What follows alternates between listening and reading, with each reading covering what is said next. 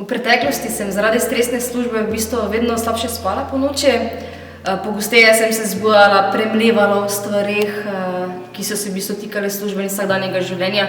Zato sem razmišljala, kaj lahko naredim, da bi lahko po noči bolje spala.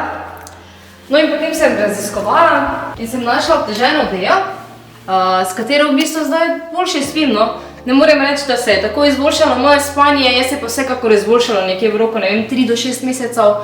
Prvi mesec vem, da sem se zbujala nekje samo še 3-krat, kot dojenček, ne. Potem pa se je izboljšalo in zdaj včasih že prespim celo noč, ne. To je v bistvu vse, kar potrebujete, da se vaše telo umiri.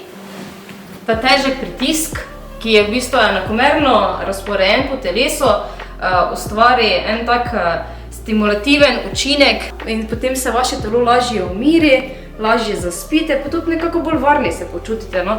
Včasih pred spanjem preberem še kako dobro knjigo in to je v bistvu moj recept za boljše spanje.